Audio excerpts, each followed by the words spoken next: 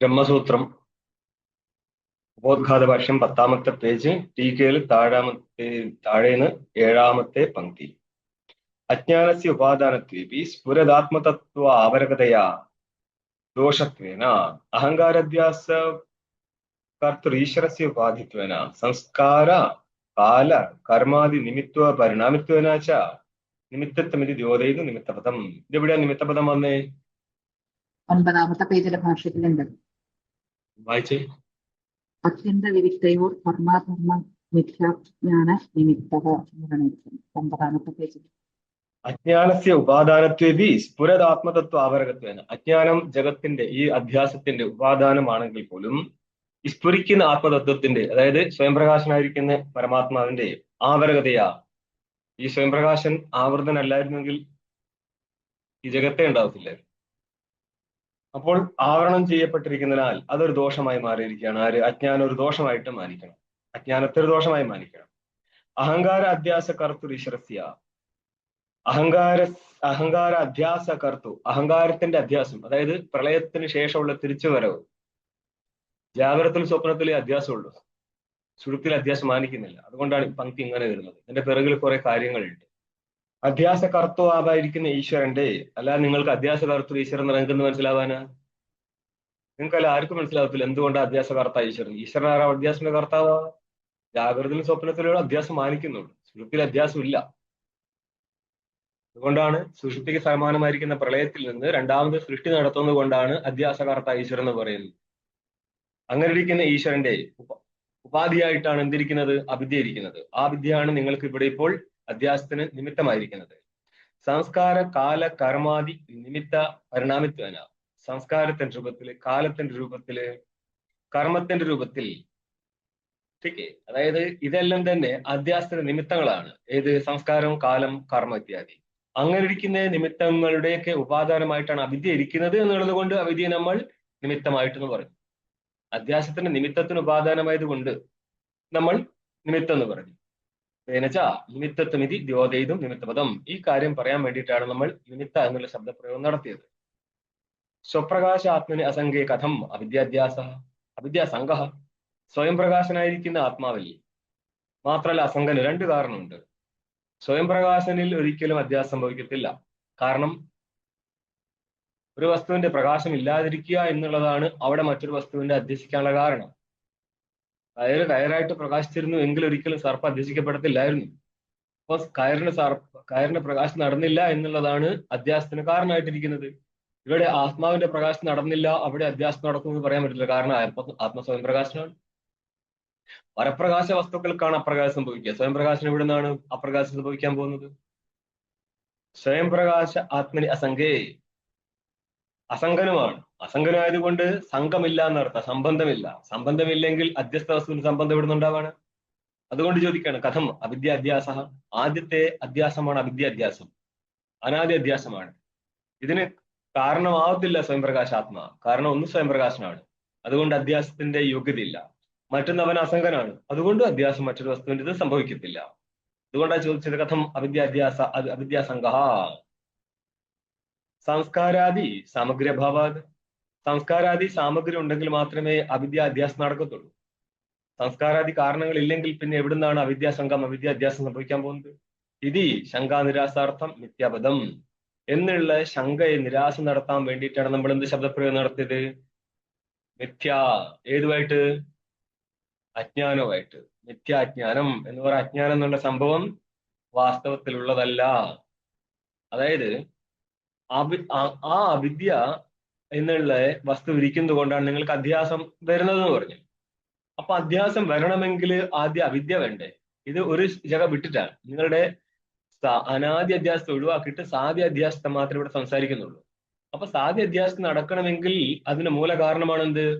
അവിദ്യ. ഓക്കെ. അങ്ങനെ ഇരിക്കുന്ന അവിദ്യയായിട്ട് ചേതന സംബന്ധമില്ലെങ്കിൽ പിന്നെ എങ്ങനെയാണ് ആ ചേതനില് ജഗത് അധ്യസിക്കാൻ പറ്റുക? അന്നേരം പറഞ്ഞത് അതെന്താണ്? മിഥ്യ വസ്തുവാകുന്നു. മിഥ്യ ആയിരിക്കുന്ന അജ്ഞാനമാണ്. ആയതുകൊണ്ട് വാസ്തവത്തിൽ ഒരു വസ്തുവേ അല്ല അത്. അതുകൊണ്ട് വാസ്തവ വസ്തുവായിട്ടുള്ള സംബന്ധം ഇല്ല. പിന്നെ എന്താണ്? മൊത്തത്തിൽ അതായത് മറ്റാർക്കും ചെയ്യാൻ പറ്റാത്ത ഒരു ശാസ്ത്ര സിദ്ധാന്തത്തിനും ചെയ്യാൻ പറ്റാത്ത ഒരു സംഭവമാണ് വേദാന്തി സംസാരിച്ചു പോവുക. ഇതിനെല്ലാറ്റിനും കാരണമാണ് അവിദ്യ. അവിദ്യ എന്നുള്ള വസ്തുവിന്റെ സ്വരൂപം പിടികിട്ടിയില്ലെങ്കിൽ എന്ത് പറയണം? ശങ്കരൻ മായാവാദിയാണ്. നമ്മുടെ മലയാളികൾക്ക് ഒരു ഇതൊക്കെ ഉണ്ടല്ലോ, എടാ നിനക്ക് മായ എന്നുള്ളതിന്റെ അർത്ഥം എന്താണെന്ന് അറിയോ? ശങ്കരൻ മായാവാദിയാന്ന് പറയുന്നവനോട് ചോദിക്കണം, നിനക്ക് ഉണ്ണിക്കുട്ട മായ എന്നുള്ളതിന്റെ അർത്ഥം എന്താണെന്ന് അറിയോ? ഈ അവിദ്യ എന്തിനാണ് ഇത് നിരൂപണം തുടങ്ങുകയാണ്. എന്താണ് ഈ അവിദ്യ? അഘടിത ഘടന പടീയസി മായ എന്ന് പറയും. ഒരിക്കൽ സംഭവിക്കാൻ പാടില്ലാത്തതാണ്. ജഗത്തൊരിക്കലും ബ്രഹ്മത്തിൽ ഇല്ലാത്തതാണ്. ഇത് മനസ്സിലാവാത്ത ആൾക്കാരാണ് ജഗത്ത് സത്യം എന്ന് കരുതിയിട്ട് ബാക്കി പ്രക്രിയ കൊണ്ടുവരുന്നത്. രണ്ടെണ്ടിൽ നിന്നിട്ടാ വേദാന്തി സംസാരിക്കുക. ഒന്ന്, അവിദ്യയെ മാനിച്ചിട്ട് ജഗത്ത് കാണുമ്പോൾ ആ ജഗത്തുണ്ടെന്ന് പറയും. ജഗത്തുണ്ടോ എന്ന് വെച്ച് കഴിഞ്ഞാല് ആ ജഗത്തിന്റെ കാരണമാണ് അവിദ്യ എന്ന് പറയും. അവിദ്യ എന്താന്ന് വെച്ചാൽ പറയും അങ്ങനത്തെ ഒരു വസ്തു വാസ്തവത്തിൽ ഇല്ലെന്ന് പറയും. വാസ്തവത്തിൽ ഇല്ലെങ്കിൽ പിന്നെ ജഗത്ത് എങ്ങനെ ഉണ്ടായി വെച്ചാൽ പറയും അങ്ങനെയൊന്നും ഉണ്ടായിട്ടില്ലെന്ന് പറയും. എവിടെ തുടങ്ങി എവിടെ അവസാനിപ്പിച്ചു? ഈ രീതി അവതരിപ്പിക്കാൻ വേണ്ടിയിട്ട് കൊണ്ടുവരുന്ന ഒരു ടൂളാണ് ഈ അവിദ്യ എന്നുള്ളത്. അല്ലാതെ അവിദ്യ എന്നുള്ളത് മൃത്തിൽ നിന്ന് ഘടം ഉണ്ടാക്കിയതുപോലെ ഉണ്ടാക്കാൻ പറ്റുന്നൊരു, അതായത് ജഗത്തിന് ഉണ്ടാക്കാൻ പറ്റുന്ന ഒരു കാരണമേ അല്ലത്. ശരി. അപ്പോൾ വാസ്തവത്തിലുള്ള വസ്തു അല്ല എന്ന് കാണിക്കാനാണ് എന്ത് പറഞ്ഞത്? മിഥ്യ. ഈ മിഥ്യ എന്നുള്ള വിശേഷണം ആരുടേതാ? പ്രചണ്ഡ മാർത്തണ്ഡ മണ്ഡലേ പേചക അനുഭവ സിദ്ധ അന്ധകാരവത് അഹമജ്ഞ ഇത് അനുഭവസിദ്ധമജ്ഞാനം ദൂരാപനവം കൽപ്പിതസ്യ അധിഷ്ഠാന സംസ്പർശിത്വാത്. പ്രചണ്ഡമായിരിക്കുന്ന മാർത്തണ്ഡ മണ്ഡലേ, അതായത് കത്തിജ്വലിച്ചിരിക്കുന്ന സൂര്യമണ്ഡലത്തെ. പേചകം എന്ന് പറഞ്ഞാല് നമ്മുടെ ഉലൂക പക്ഷിയാണ് ഈ പേചകം, മൂങ്ങ, ഓള്. അതിന് സൂര്യൻ നോക്കിയാൽ എന്ത് കാണാം? ഒന്നും കാണത്തില്ല. അപ്പൊ അതിനെ സംബന്ധിച്ച് അന്ധകാരമാണ്. പ്രചണ്ഡ മാർത്തണ്ഡ മണ്ഡലത്തിലെ പേചക അനുഭവ സിദ്ധാന്തകാരം. അത് പേചക പക്ഷിയെ സംബന്ധിച്ച്, മൂങ്ങയെ സംബന്ധിച്ച് അന്ധകാരമാണ് സൂര്യനെ നോക്കുമ്പോൾ. അതാണതിപ്പം പുറത്തിറങ്ങാത്തത്. അതിന് എന്ന് കരുതിയിട്ട് അന്ധകാരം ആ സൂര്യനിലുണ്ടോ? രാത്രി സൂര്യനിൽ അന്ധകാരം വരുന്നില്ലേ? ഇല്ല. അപ്പം ഈ പഴയ മനുഷ്യന്മാർക്ക് അറിയായിരുന്നോ സൂര്യനിൽ അന്ധകാരം ഇല്ലെന്നുള്ളത്? പക്ഷെ ചില സ്ഥലത്ത് നിങ്ങൾ കാണാറില്ലേ സൂര്യൻ ഉദിച്ചു വരുന്നു നോക്കിയിട്ട്? സൂര്യൻ ഉദിച്ചു വരുന്നുണ്ടോ? അല്ല ഭൂമി കറങ്ങുന്നതാണോ? നമ്മൾ അങ്ങനെയൊക്കെ കടലിലേക്ക് സൂര്യൻ ഇറങ്ങുന്നൊക്കെ പറഞ്ഞു കളയാറുണ്ട്. അപ്പൊ അറിയാം സൂര്യനിൽ ഒരിക്കലും അന്ധകാരമില്ല. സ്വയം പ്രകാശനന്റെ ദൃഷ്ടാന്തം കൊടുക്കുമ്പോൾ ഒരു സൂര്യനെ കൊടുക്കുക. പ്രകാശിത വസ്തു അല്ലത്, സ്വയം പ്രകാശ വസ്തുവാണ്. അതിൽ പ്രകാശം ഇല്ലാത്ത വസ്തുവായിരുന്നു എങ്കിൽ അത് കടലിലേക്ക് വരുന്നൊക്കെ ആണെങ്കിൽ അങ്ങനത്തെ ഒരു ചിന്താഗതി ഇല്ലായിരുന്നു. സ്വയം പ്രകാശം തന്നെയാണ് സിദ്ധാന്തം. നിത്യ സ്വപ്രകാശ അജ്ഞാ എവിടെ? പേചകാനുഭവ സിദ്ധ അന്ധകാരം. അത് പേചക പക്ഷിയെ സംബന്ധിച്ച് സിദ്ധമാണെന്ത്? അന്ധകാരം. എവിടെ? സൂര്യനില്. ഇതേപോലെയാണ് ഇല്ലാത്തിടത്താണ് നമ്മൾ അജ്ഞാനത്തെ മാനിക്കുന്നത്. അതായത് അന്ധകാരമില്ലാത്ത മാർത്തണ്ഡനിൽ അന്ധകാരം മാനിക്കുന്നത് പോലെ അഹം അജ്ഞഹി അനുഭവസിദ്ധം അജ്ഞാനം ദുരപഹനവം കൂട്ടസ്ഥം ജാനാസികില. കൂട്ടസ്ഥന് അറിയാവോ? നിത്യശുദ്ധ ബുദ്ധമുക്ത സ്വരൂപത്തെ ബ്രഹ്മത്തെ അറിയത്തില്ലേ? ഇല്ല എന്ന് പറയും. എന്ന് പറയുന്ന അർത്ഥം അതിന്റെ അജ്ഞാനമുണ്ട്. അഹം അജ്ഞഹ രണ്ട് രീതിയിൽ അജ്ഞാനം സിദ്ധമാണ്. ഘടമഹാൻ ജാനാമി എന്നുള്ള ഘടാവച്ചിന്ന അജ്ഞാനവും അവച്ചിന്ന ചൈതന്യ വിഷയ അജ്ഞാനവും അതേപോലെ നിരവച്ചിന്ന ചൈതന്യമായിരിക്കുന്ന ബ്രഹ്മവിഷയ അജ്ഞാനവും സിദ്ധമാണ്. നമ്മളെ സംബന്ധിച്ച്, ജ്ഞാനിയെ സംബന്ധിച്ച് ഘടാതി വിഷയ അജ്ഞാനം സിദ്ധമായിരിക്കും, ബ്രഹ്മവിഷയ അജ്ഞാനം സിദ്ധമാവില്ല. നമ്മളെ സംബന്ധിച്ച് അജ്ഞാനം സിദ്ധമാണ്. ഈ ഒരു അജ്ഞാനത്തെ നമ്മൾക്ക് നിരാകരിക്കാൻ പറ്റത്തില്ല. അനുഭവ പ്രമാണം സിദ്ധമായിരിക്കുന്ന അജ്ഞാനത്തെ നിരാകരിക്കാൻ പറ്റത്തില്ല. അതുകൊണ്ടാണ് അജ്ഞാനത്തെ എടുത്ത് കാണിച്ചത്. ഇനി ഈ ഒരു അനുഭവം എല്ലാവർക്കും ഇല്ലേ? ഉണ്ട്. ഇനി അതിന്റെ സ്വരൂപം സിദ്ധിച്ചാൽ മാത്രം മതി. എങ്ങനെ? മിഥ്യാസ്വരൂപമാണ് അജ്ഞാനം. അജ്ഞാനത്തെ ആരാണ് അറിയുന്നത്? പ്രമാതാവാണോ സാക്ഷിയാണോ? സാക്ഷി. സാക്ഷിജ്ഞാനത്തിന്റെ വിഷയമാണ് ഈ അജ്ഞാനം. കൽപ്പിതസ്യ അവിദ്യ കൽപ്പിതസ്യ അധിഷ്ഠാന അസ്പർശിത്വം. അത് അവിദ്യ കൽപ്പിതമായത് കൊണ്ട് തന്നെ അവിദ്യക്ക് അധിഷ്ഠാനമായിട്ട് ഒരു സംസ്പർശവും ഇല്ല. കൽപ്പിതസ്യ വസ്തുനഹ. നമ്മളെന്താ ചോദിച്ചത്? സ്വയം പ്രകാശനയിൽ എങ്ങനെയാണ് അവിദ്യാ സംസർഗം ഉണ്ടാവുക? ഞങ്ങളതിന് അവിദ്യാ സംസർഗം മാനിക്കുന്നേ ഇല്ല. മനസ്സിലായോ? അവിദ്യാ സംസർഗം ഉണ്ടോ? ഇല്ല. അവിദ്യാ സംസർഗം ഉള്ളതുപോലെ. എന്തുകൊണ്ടാ? അതിനും കാരണം അവിദ്യ. എല്ലാറ്റിനും കാരണം ഒരു അവിദ്യ. അവിദ്യ ഉള്ളത് കൊണ്ട് അജ്ഞാന ആ വിദ്യാൽ ആവൃതനായതുപോലെ ആരിരിക്കും? ചൈതന്യം ഇരിക്കും. ആ പോലെ ഇരിക്കുന്നത് കൊണ്ട് ജഗത്ത് ഉണ്ടായത് പോലെ എന്ന് പറയും. അതുകൊണ്ടാണ് ഈ നിങ്ങളുടെ ഗീതയില് ഭാഷ്യകാരൻ അവിടെ സംബന്ധ ഭാഷ്യത്തിൽ പറയുന്നുണ്ട്, ദേവയ്ക്കാം പുത്ര ഇവ കില സംഭവ എന്ന് പറയും. പുത്രനെ ഇവ എന്ന പുത്രനെ പോലെ സംഭവിച്ചു എന്ന്, അല്ലാതെ പരമാത്മാവിൽ നിന്നൊരു അവതാരം ഉണ്ടായി എന്നൊന്നും ഞങ്ങൾക്ക് സിദ്ധാന്തമില്ല. അവതാരം ഉണ്ടായിട്ടില്ല, ഇവിടെ ജീവൻ ഉണ്ടായിട്ടില്ല. ഉണ്ടായതുപോലെ, ഇവിടെ ജീവൻ ഉണ്ടായത് പോലെയാണെങ്കിൽ അവിടെ പരമാത്മാവ് ശരീരം എടുത്തത് പോലെ ഇരിക്കും. പരമാത്മാവായിരിക്കുന്ന ശ്രീകൃഷ്ണേട്ടൻ ഒരു ദിവസം അച്ഛനെ അമ്മയും വിളിച്ചു, അച്ഛ അമ്മേ ഞാൻ പോകാൻ സമയമായി, അല്ലെങ്കിൽ നിങ്ങൾക്ക് രണ്ടുപേരും പോകാൻ സമയം, നിങ്ങൾ ആദ്യം ജനിച്ചതല്ലേ, ഏതായാലും നെഞ്ചത്ത് കൈവച്ചേക്കാം, കുത്തി കൊടുത്തേക്കാം എന്ന് അങ്ങേര് പറഞ്ഞിട്ടില്ല. അങ്ങനെ ഒരു ഉപദേശം പോലും കൊടുത്തിട്ടില്ല അച്ഛനമ്മയ്ക്ക്. എന്നിട്ടല്ലേ ഞാനത് എന്തിനാ പറയുന്നേ? നിങ്ങൾ അറിവിലേക്ക് വേണ്ടി പറയുകയാണ്. ശരിക്ക് അതായത് ഒരാൾക്കും അമ്മയുടെ അച്ഛന്റെ നെഞ്ചത്തോ തലയിലോ എവിടെയും കൈവച്ചിട്ട് മുക്തി കൊടുക്കാൻ പറ്റൂല. പക്ഷെ നമ്മൾക്ക് ഇങ്ങനത്തെ കഥകളും അങ്ങനെ ചെയ്ത ആൾക്കാരും ജ്ഞാനികളായിട്ട് ചരിത്രത്തിൽ കാണാം ഇപ്പോൾ. എന്തുകൊണ്ട് ഇത് പറയേണ്ട ആവശ്യം ഈ ക്ലാസ്സിൽ? ഏറ്റവും കൂടുതൽ വേദാന്തം പഠിക്കുന്നതിൽ ബുദ്ധിമുട്ടാണ് ഈ സോപ്പോള് ഗുരുക്കന്മാർ. ഇവരാണ് പ്രശ്നക്കാർ. ഇവര് മുന്നിൽ വന്ന് നിൽക്കുന്നവര് പറയും മരണഭയം ഉണ്ടായപ്പോൾ ബ്രഹ്മജ്ഞാനം ഉണ്ടായി. മരണഭയം ബ്രഹ്മജ്ഞാനമായിട്ട് എന്ത് ബന്ധം? ബ്രഹ്മജ്ഞാനത്തിന് മരണഭയമായിട്ട് എന്ത് ബന്ധം? നിങ്ങൾ ഏതെങ്കിലും ഉപനിഷത്ത് കണ്ടിട്ടുണ്ടോ ഈ ബ്രഹ്മജ്ഞാനം കിട്ടുന്നതിന് മുന്നേ മരണഭയം വന്നത്? പറ. നമ്മൾക്ക് ഇത് വെച്ചിട്ട് ചിന്തിക്കാലോ അതെന്തായിരുന്നു പറഞ്ഞതെന്നുള്ളത്. മരണഭയം വേദാന്തത്തിന് എവിടെയാ വന്നത്? ഭയമുള്ള സാധനമാണ് അത്. വേദാന്തത്തിൽ പിന്നെ കാമാന്ത എടുത്തിട്ടൊക്കെ ആവശ്യം ഉണ്ടായിരുന്നു അവിടെ. നിങ്ങൾ ഏത് വഴി, നമ്മളേക്ക് ഏത് വഴിക്ക് ചുറ്റിച്ചു എന്നുള്ളതാണ് സോപ്പാട് ഗുരുക്കന്മാർ. അതായത് നമ്മൾക്ക് ഈ ശാസ്ത്രം അറിയത്തില്ല, ഇതിൽ പറയേണ്ട സോപ്പാട് ഗുരുക്കന്മാർക്ക് അറിയത്തില്ല. ഗുരു എന്ന് വിളിച്ചാൽ നമ്മൾ പിന്നെ സോപ്പാടെന്ന് വിളിക്കേണ്ടി വരുന്നത് എന്തുകൊണ്ടാ? ശാസ്ത്രം അറിയാതെ, ബ്രഹ്മവിദ്യ അറിയാതെ ജ്ഞാനിയാവുകയും അവതാരമാവുകയും, അവതാരമായിരിക്കുന്നത് ശ്രീകൃഷ്ണൻ ബ്രഹ്മവിദ്യയെ കുറിച്ചാണ് പറയുന്നത്. ഇവിടെ കച്ചവടം നടത്താൻ വേണ്ടിയിട്ട് ഒരു അവതാരം എടുക്കേണ്ട ആവശ്യമുണ്ടോ? ഇല്ല. അവതാരങ്ങളുടെ ലക്ഷ്യം ജീവനെ മുക്തിയിലേക്ക് നയിക്കുക എന്നുള്ളതാണ്. മുക്തിയിലേക്ക് നയിക്കുന്ന നേരം ഗീതയിൽ ഭഗവാൻ പറയുന്നത് എന്താ? എനിക്ക് വേദത്തിൽ പറഞ്ഞിരിക്കുന്നു, ഉപനിഷത്തിൽ പറഞ്ഞിരിക്കുന്നു ഭിന്നമായിട്ടൊന്നും പറയാനില്ല. അത് തന്നെയാണ് ഞാൻ ഇവിടെയും പറയുന്നത്. രണ്ട് മാർഗങ്ങളെ കുറിച്ച് ഞാൻ പറയുന്നുള്ളൂ. ഇതാണ് അവതാരങ്ങൾ വന്നാൽ ജ്ഞാനികളാണ് ഈശ്വര സ്വരൂപങ്ങളാണെന്നുള്ളത് കൊണ്ട് കാണാൻ പറ്റുന്നത്. അജ്ഞാനിക്ക് ഉപമണ്ഡൂപങ്ങൾ എവിടുന്നാണ് അവതാരങ്ങളായി വരുന്നത് എന്നുള്ളത് ഈ സൊസൈറ്റി എന്തുകൊണ്ടാണ് തിരിച്ചു ചോദിക്കാത്തതാണ്. നിങ്ങൾക്ക് എന്തിന്റെ തകരാറാണ് മക്കളെ? നിങ്ങൾക്ക് ഇതിന്റെ കാമ അറിയത്തില്ല. ശരിക്ക് അവതാരങ്ങളായി വന്നവരെല്ലാം ബ്രഹ്മജ്ഞാനത്തെ ഉപദേശിച്ചാ പോയത്. നിങ്ങൾക്ക് ഉപദേശിക്കാനുള്ള സഹസ്രനാമം ഒന്നും മനസ്സിലാവുന്നില്ല ഏത് വഴി പോയി എന്നുള്ളത്. പിന്നെ ഒരാളാണെങ്കിൽ അമ്മയ്ക്ക് ഫ്രീ ആയിട്ടൊരു പാസ് കൊടുത്തിരിക്കുകയാണ്, അമ്മയെ പിടി ജ്ഞാനം. കർമ്മം കൊണ്ട് കിട്ടുന്നതല്ല ഈ ജ്ഞാനം. ശരിക്ക് പ്രമാണം കൊണ്ടാണ്. കർമ്മത്തിന് കാരണമാകുന്നത് പ്രമാണത്തിൽ നിന്ന് ബോധം ജനിക്കുന്ന കാര്യത്തിൽ മാത്രമാണ്. എന്നാൽ അന്തർക്കരണം ശുദ്ധിക്കുകയാണ്. തലയെ കൈവച്ചാൽ കൊടുക്കാൻ പറ്റുന്ന സാധനമല്ല. നമ്മൾ എന്തുകൊണ്ടാണ് ഇവരിങ്ങനെ പഠിപ്പിച്ചത്? നമ്മൾക്ക് അറിവില്ലായിരുന്നു, നമ്മളെ പറ്റിക്കാൻ പറ്റുമെന്ന് നന്നായിട്ട് അറിയായിരുന്നു. അതെന്തുകൊണ്ടാ? നമ്മളെ പൂർവ്വ ആചാര്യന്മാരെ നമ്മളെ പഠിപ്പിച്ചിട്ടില്ല. നമ്മളെ പഠിപ്പിക്കേണ്ട സന്യാസിമാരെ നമ്മളെ പഠിപ്പിച്ചിട്ടില്ല. ഇനി സോക്കോൾ ഗുരുക്കന്മാർക്ക് ഇതിനെപ്പറ്റി അറിയത്തേ ഇല്ല.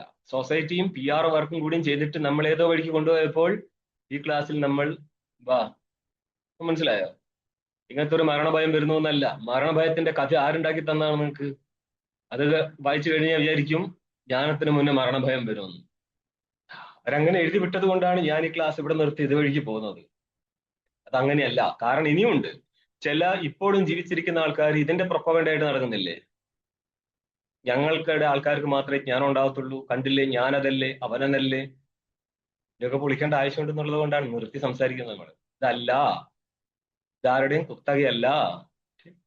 ആർക്കും പ്രമാണം ഉണ്ടെങ്കിൽ ഏതെങ്കിലും ഒരു കാലത്ത് ജ്ഞാനം ഉണ്ടാവും, ഇന്നല്ലെങ്കിൽ നാളെ. പ്രമാണം ഇല്ലെങ്കിൽ പട്ടം കറങ്ങാൻ മാത്രം. അവിടെയാണ് വേദവിരുദ്ധമായിരിക്കുന്ന കാര്യങ്ങളെയും പറഞ്ഞിട്ട് മരണഭയമൊക്കെ വരുന്നത്. വേദവിരുദ്ധമായ കാര്യമാണത്. ഭയമല്ല ഒരിക്കലും വരുന്നത്. ഭയം നിവൃത്തമാവാനുള്ള വിദ്യ. പിന്നെ ഇവിടുന്ന് ഭയം വരുന്നത്? പറഞ്ഞ കാര്യത്തിൽ ആരെങ്കിലും സാധൂകരിക്കാൻ തയ്യാറായിട്ട് ചർച്ചയ്ക്കാണെങ്കിൽ പോലും തയ്യാർ. കൽപ്പിതസ്യ അധിഷ്ഠാന അസ്പർശിത്വാത്. കൽപ്പിതമായിരിക്കും സർപ്പം കയറിലില്ലേ? സംയോഗത്തിലാണോ സമവായത്തിലാണോ? ഒരു സംബന്ധത്തിലും ഇല്ല. പക്ഷെ നിങ്ങൾ മാനിക്കും എങ്ങനെ? താതാത്മ്യത്തിൽ നിന്ന്. ആ താതാത്മ്യം അവിടെ ഉള്ളതാണോ? ഇല്ല. ഇതേപോലെ തന്നെയാണ് അവിദ്യക്കും താതാത്മ്യം ഇല്ല ചൈതന്യമായിട്ട്. നിത്യ സ്വരൂപജ്ഞാനസ്യ അവിരോധിത്വാച്ച. ഇതിന് ശ്രദ്ധിച്ചോ, ഇത് ഹെവി വെയിറ്റ് പങ്ക്തിയായ സാധനം. നിത്യജ്ഞാന സ്വരൂപനായിരിക്കുന്ന ബ്രഹ്മത്തിന് അവിദ്യയായിട്ട് യാതൊരു വിരോധമില്ല. അതായത് പറയത്തില്ലേ മക്കളെ, ജ്ഞാനം കൊണ്ടൊന്നും കിട്ടൂല. അവര് ശ്രദ്ധിച്ചോ, ബ്രഹ്മം ഒരിക്കലും അജ്ഞാനം നഷ്ടപ്പെടുത്തതില്ല. കാരണം അജ്ഞാനം ഇരിക്കുന്നത് തന്നെ ബ്രഹ്മത്തിലാണ്. ആശ്രയം അജ്ഞാനത്തിന്റെ ആശ്രയവും വിഷയവും ചൈതന്യമാണ്. ആ ചൈതന്യത്തിന് അജ്ഞാനായിട്ട് വിരോധമില്ല. ചൈതന്യത്തിന് അജ്ഞാനായിട്ട് വിരോധം ഉണ്ടായിരുന്നുവെങ്കിൽ അജ്ഞാനത്തിന്റെ പ്രകാശം നടക്കത്തേ ഇല്ല. അജ്ഞാനത്തിന്റെ പ്രകാശം നടക്കുന്നുണ്ടോ? ആരെങ്കിലും പറ, അജ്ഞാനത്തിന്റെ പ്രകാശം നടക്കുന്നുണ്ടോ? ഇത് ഓഫ്ലൈൻകാരും ചിന്തിച്ചോ, എന്നിട്ടൊക്കെ മുന്നോട്ട് കേട്ടാൽ മതി. കാരണം നിങ്ങൾ തന്നെ ക്രോസ് ചെക്ക് ചെയ്യണം, എനിക്ക് എന്ത് മനസ്സിലായി. അല്ലാതെ വെറുതെ വന്നിരുന്നിട്ട് കാര്യമൊന്നുമില്ല. നമ്മൾക്ക് എന്തുകൊണ്ട് മനസ്സിലാവുന്നില്ല, ആ ഭാഗം ചോദിച്ച് മനസ്സിലാക്കേണ്ടതൊക്കെ നിങ്ങൾ ഇരുന്ന് ചിന്തിച്ചേ പറ്റത്തുള്ളൂ. അതുകൊണ്ട് ഓഫ്ലൈൻകാരും പോസ് ചെയ്തിട്ട് ആലോചിക്കുക, ഇതെവിടം വരെ പിടികിട്ടിയെന്നുള്ളത്. നെക്സ്റ്റ് ലൈന് നിങ്ങൾക്ക് ചോദിച്ച് മനസ്സിലാക്കാം. ജ്ഞാനം പ്രകാശ്യമാണ്, പ്രകാശകനല്ല. ഞാൻ ചോദിച്ച അവിദ്യ പ്രകാശിക്കുന്നുണ്ടോ എന്ന് മാത്രമാണ്. അപ്പൊ നിങ്ങൾ പ്രകാശ്യമാണ്, പ്രകാശനാന്ന് പറഞ്ഞാൽ ഈ പങ്ക്തി പോലും പിടികിട്ടുന്നില്ല എന്നർത്ഥം. നിങ്ങളായിട്ടല്ല, ഇവരാർക്കും പിടികിട്ടുന്നില്ല. അവിദ്യ പ്രകാശിക്കുന്നുണ്ടോ അതും നമുക്കറിയത്തില്ല. ഇപ്പൊ നിങ്ങൾ ഡൗട്ടിൽ നിൽക്കുന്നില്ലേ? നിങ്ങൾ അവിദ്യ പ്രകാശമാണ്. ഒന്ന്, ഇതല്ല ഞാൻ ഉദ്ദേശിച്ചത്. അവിദ്യ നേരിട്ട് പ്രകാശിച്ചു കൊണ്ടിരിക്കുന്ന സമയമാണ് സാക്ഷി. അതുകൊണ്ട് സാക്ഷിയെ പിടികിട്ടാൻ പാടാന്ന് പറയാൻ കാരണം, അവിദ്യാൽ ആവർത്തനായിരിക്കുന്ന സാക്ഷി പ്രകാശിച്ചിരിക്കുന്ന സമയമാണ്, അവിദ്യായുക്തനായിരിക്കുന്ന ചൈതന്യം പ്രകാശിച്ചിരിക്കുന്ന സമയമാണ് സാക്ഷി. ठीक है, അവിദ്യാപ്രകാശമാണ് എന്ന് പറഞ്ഞാൽ സാക്ഷി പ്രകാശിക്കുമ്പോൾ എപ്പോഴും അവിദ്യ പ്രകാശിക്കും. കാരണം കേവല ചൈതന്യം പ്രകാശിക്കത്തില്ല. അതെങ്ങനെയാ? നിങ്ങൾ മൊത്തം ശാസ്ത്രത്തിൽ ഞങ്ങൾ അങ്ങനെയൊക്കെ പറയും. ഈ പ്രകാശം നടക്കുക എന്നുള്ളത് ഒന്നുകിൽ അന്ധകരണ വൃത്തിയായിരിക്കും, അല്ലെങ്കിൽ അവിദ്യാവൃത്തിയായിരിക്കും, അല്ലെങ്കിൽ മായാവൃത്തിയായിരിക്കും. മനസ്സിലായോ? അല്ലാതെ ചൈതന്യ പ്രകാശം എന്ന് പറഞ്ഞ പ്രകാശം ഇല്ല, അവന് പ്രകാശിക്കാൻ പറ്റൂല. അതുകൊണ്ടാണ് ജ്ഞാനി ആയിക്കഴിഞ്ഞാൽ ചില ഗുരുക്കന്മാർ പറയുന്നില്ലേ, ഞാൻ ഉറുമ്പ് പഞ്ചസാര എന്നതുപോലെ ആനന്ദത്തെ അനുഭവിച്ചു കൊടുക്കും, നിങ്ങൾ മണ്ടന്മാർ, നിങ്ങൾക്കത് പറ്റൂല, എനിക്കിത് പറ്റുന്നത്. ഈ പറയുന്ന ഗുരുവാണ് മണ്ടത്തി. ഗുരു എന്നുള്ള ശിഷ്യന്മാര് ചാർത്തി കൊടുക്കുന്ന പേര് മാത്രമല്ല കയ്യിൽ. ചൈതന്യത്തിന് അങ്ങനത്തെ ഒരു സ്വഭാവം ഇല്ല. ഈ അധ്യസ്ഥമായിരിക്കുന്ന അവിദ്യയാലോ അന്ധകരണത്താലോ മായയാലോ മാത്രമാണ് വൃത്തി സംഭവിക്കത്തുള്ളൂ. സ്വാഭാവികമായിട്ടാണ് നമ്മൾ അതിനെ പറയുന്നത് പ്രകാശിക്കുന്നു, അല്ലേ? അതായത് അവനില്ലെങ്കിൽ ഇവിടെ ഒരു പ്രകാശം നടക്കാത്തത് കൊണ്ട് അവൻ പ്രകാശിക്കുന്നു എന്ന് പറയും. അവൻ പ്രകാശകനായതുകൊണ്ട്. കാരണം ജഡം പോലും പ്രകാശിക്കണമെങ്കിൽ അവൻ വേണമെന്നുള്ളത് കൊണ്ടാണ് അവനെ പ്രകാശകൻ എന്ന് പറയുന്നത്, ഇവയെ പ്രകാശിപ്പിക്കുന്നത് കൊണ്ട്. ജ്ഞാനസ്ഥലത്ത് ശരിക്കും വൃത്തിയാണ് പ്രകാശിക്കുന്നത്. അതെങ്ങനെ വൃത്തിയിൽ പ്രകാശം വരും? വൃത്തി ജഡമല്ലേ. കാരണം നിങ്ങളും ആദ്യം എന്താ പറഞ്ഞത്, എല്ലാറ്റിനെയും പ്രകാശിപ്പിക്കുന്ന അവൻ എന്ന് പറയുമ്പോൾ വൃത്തിയും പ്രകാശിപ്പിക്കുന്ന അവനല്ലേ.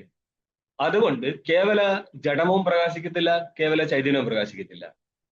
ജഡവും ചൈതന്യം യുക്തമായിട്ടിരിക്കുമ്പോഴാണ് ഈ വൃത്തിജ്ഞാനം സംഭവിക്കത്തുള്ളൂ.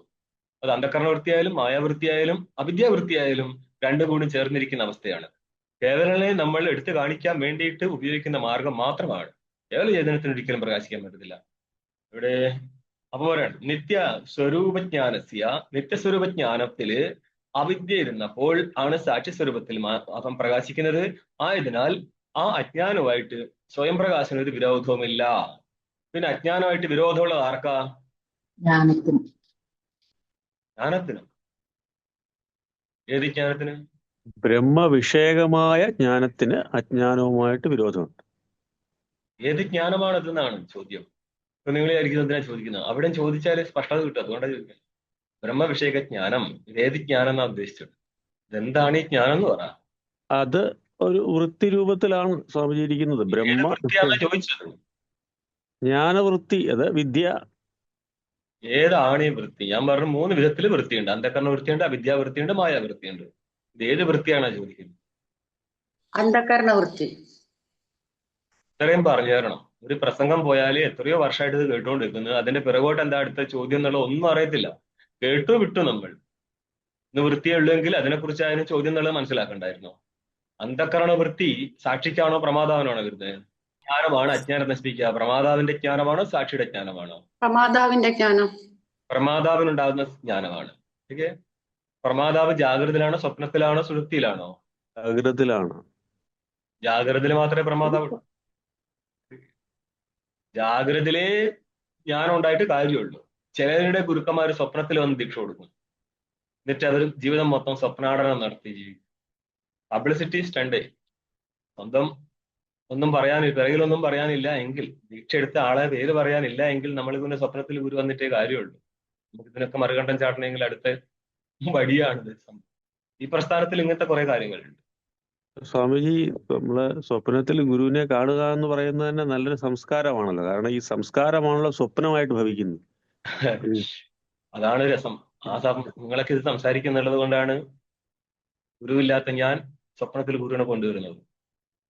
നിത്യ സ്വരൂപജ്ഞാനസ്യ അവിരോധിത്വച്ച. നിത്യസ്വരൂപജ്ഞാനമായിരിക്കുന്ന ബ്രഹ്മത്തിന് അവിദ്യയായിട്ട് യാതൊരു വിരോധവുമില്ല. അവൻ അവിദ്യയെ നഷ്ടപ്പെടുത്തത്തില്ല. മറിച്ച് അവിദ്യയുടെ പോഷകൻ എന്ന് പറഞ്ഞാൽ അവിദ്യയെ പ്രകാശിപ്പിച്ചും കൊണ്ടാണ് അവൻ ഇരിക്കുന്നത്. അവനല്ലാതെ ഏത് അധികരണമാണ് അവിദ്യക്കുള്ളത്?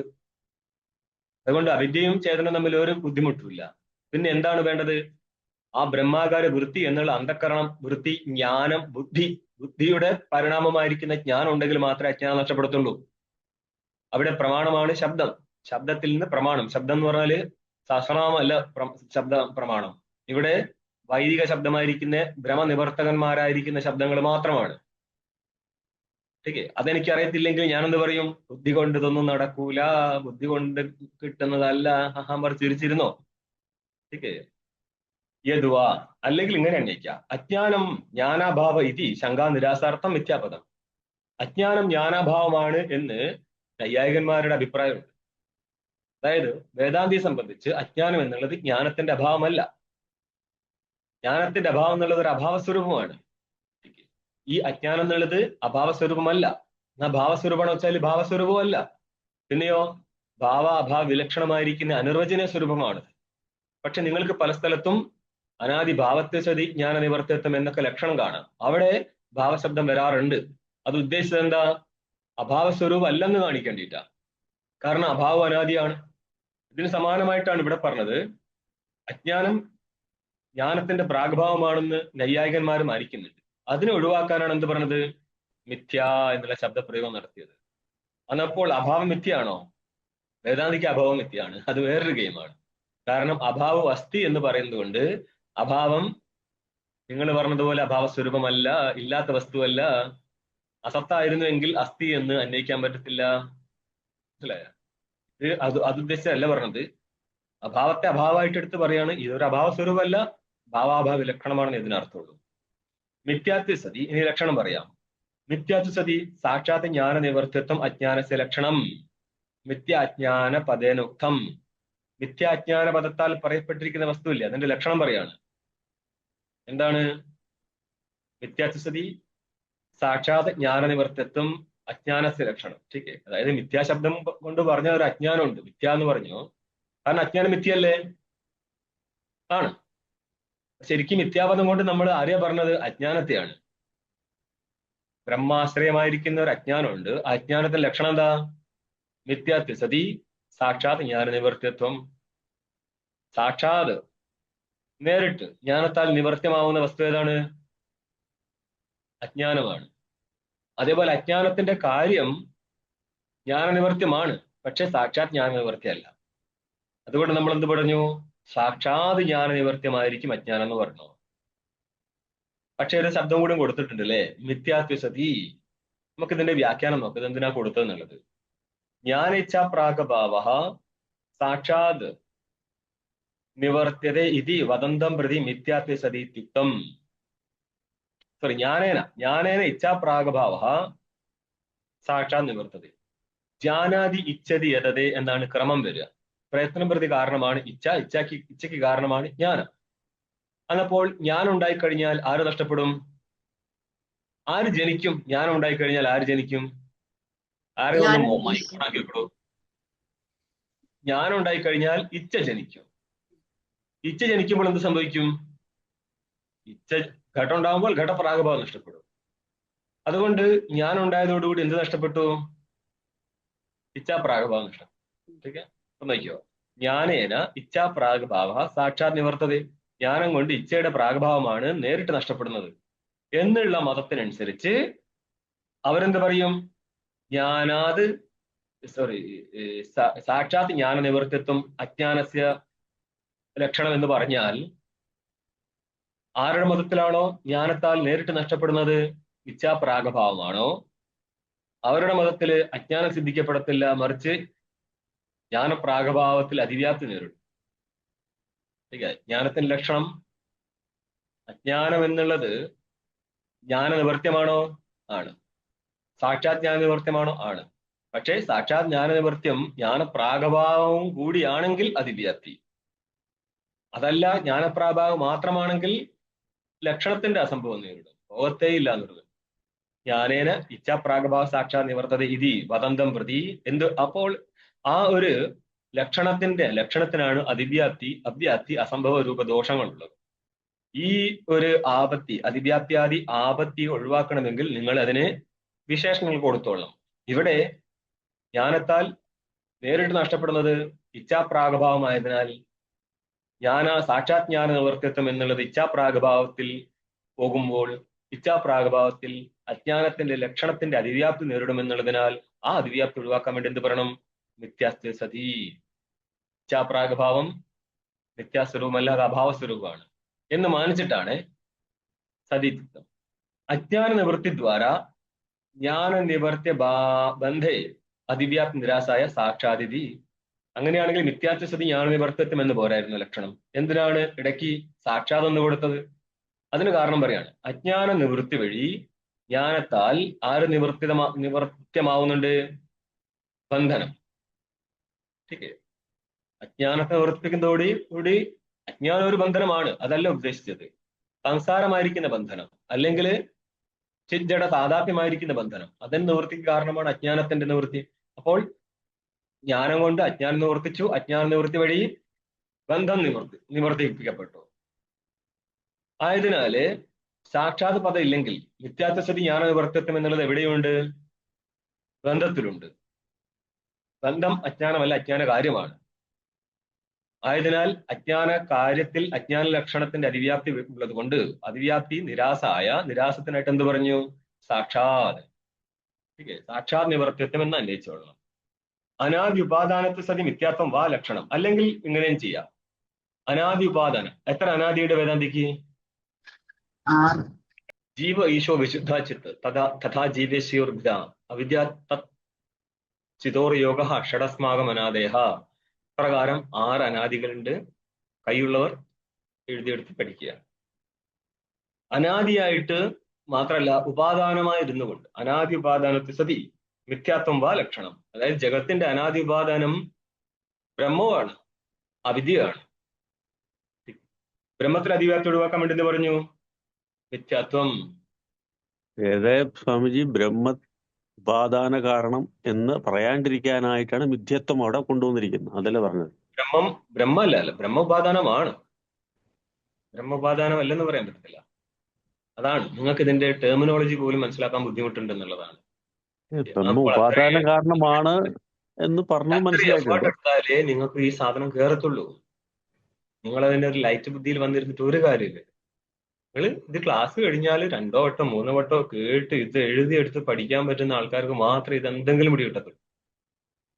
ഇതാ പ്രശ്നം പറയാൻ ഋഷികേഷിലെ കുട്ടികൾക്ക് പഠിപ്പിച്ചു കൊടുത്ത പ്രശ്നം ഇല്ലാത്തത് ഇതിന്റെ ബേസിക് അവർക്ക് അറിയാം, ന്യായം അവർക്ക് അറിയാം.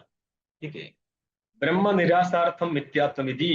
ഇവിടെ ലക്ഷണത്തിൽ കാണാം അനാദി ഉപാദാനത്വ സതി. ഒരു ലക്ഷണത്തിൽ ഒരു വിശേഷ്യ ഭാഗം ഉണ്ടാവും, ഒരു വിശേഷണ ഭാഗം ഉണ്ടാവും. സത്യന്തം പദം വിശേഷണം എന്ന് പറയും. സതി വരെയുള്ള ഭാഗമാണ് വിശേഷണം. ഇവിടെ നോക്ക്, അനാദി ഉപാദാനത്വ സതി. ചിലപ്പോൾ 2 സതിയൊക്കെ വന്നേക്കും. 2ഓ 3ഓ സതിയൊക്കെ ഇട്ട് ലക്ഷണം ചെയ്യാം. ഇവിടെ ഇപ്പോൾ ഒന്നേ ഉള്ളൂ. അനാദി ഉപാദാനമായിരുന്നു കൊണ്ട് ഏതാണോ മിഥ്യാവസ്തു അതാണ് അജ്ഞാനം. ചില സ്ഥലത്ത് പോയി കഴിഞ്ഞാൽ ആചാര്യന്മാർ ചോദിക്കും, അജ്ഞാനത്തിന്റെ ലക്ഷണം പറ. ലക്ഷണം ഇഷ്ടം പോലെ ഉണ്ട്. മിഥ്യാത്വത്തിന്റെ ലക്ഷണം എല്ലാ അജ്ഞാനത്തിൽ ചെന്ന്, അല്ലാതെ അജ്ഞാനത്തിന്റെ ലക്ഷണം ഇല്ല എന്നല്ല.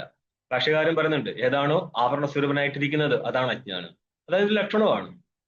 ബ്രഹ്മത്തിന്റെ ആവരകൻ ആരാണോ അവനാണ് അജ്ഞാനം. 2 വിധ വസ്തുവുള്ളു.